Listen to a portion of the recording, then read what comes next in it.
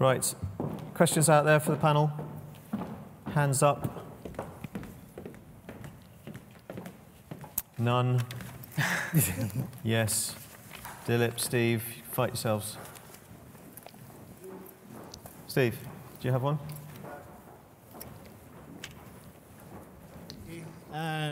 Working. Babs. Hello. Hi. I knew you were going to ask me a question. Of course I was going to ask. So I just wanted to get your general view on, see, data-driven creative makes perfect sense.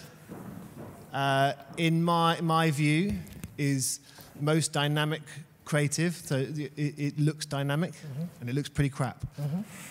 So what's your view and experience, how are you sort of tackling the balance between something that's data-driven and using those signals, but is crafted and looks beautiful, and are you really getting the creative agency's engagement in that process? Because the assets that they provide are your platform to produce something lovely.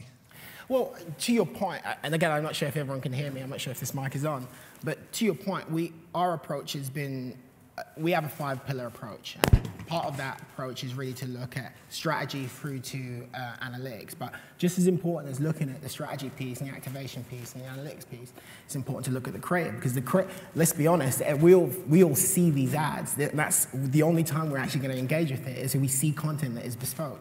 Now, coming back to your question, you know, part of our task is we recognize that the storytellers in our business, you know, across the media and the data and the creative, is really with creatives. Media, for me, aren't the storytellers. They're the guys that kind of ensure that our creatives are served in the right place. Our data is really our guide, as we discussed. So our creatives are our storytellers. And the sooner we can align and be less siloed with things like technology advancements, evolutions in tech and media, the more they can be more aligned with the way that we work, and therefore creating this environment that stops people from ad blocking, you know, shows quality content. Creatives understand that, you know, if I build a 1-minute video, it's just not going to work within the digital realm that we currently live, or across certain channels. I hope that answers your question. Okay, thank you.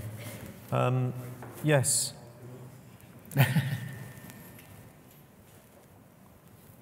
got a couple. Over here in the back.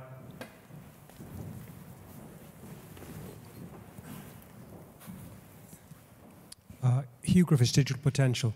Yasid, you talked about your CMS. I know this is an advertising UX panel, but you talked about that, and obviously what you can do in terms of the UX will depend upon your CMS. Is that something you built in-house? Is that and if so, what do you build it on?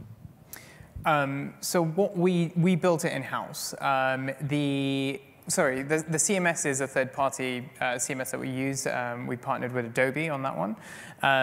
But what that allowed us to do was give us the flexibility to do what we wanted on that CMS. The CMS obviously publishes the content. So by putting in sort of the ad management, the CMS can spit out the JSON thing so the ad server can see it. So we have ultimately more control because the content was within the CMS. And I think it just enabled us to be a lot more flexible, so we can control different breakpoints across different channels and ultimately deliver a different experience. At the moment, we're not doing that. At the moment, we're treading the water to see what we're going to do in terms of tailoring advertising to different areas. But that flexibility is key. And sticky bottoms, is that something that was a takeaway from this? Is that something you're doing on every page? Yes, correct. So if you have a look at, if you go to Telegraph News, for example, so if you read a news article, you'll see that there is a sticky rotational bottom that will change after 15 seconds to guarantee 10 seconds. So yes, it's something that we tested on mobile. Something that I didn't mention that we also tested on the bottom of a mobile is what if you put a scrolling list in terms of that engagement piece in order to drive editorial and readership and engagement. And effectively, a sticky bottom generally will have an uplift if it's viewability or if it's engagement. Thank you. Okay, thank you. Time for one more? No? Good. Okay, so I'm going to ask a quick question. what does mobile marketing utopia feel like? What does it look like to you guys?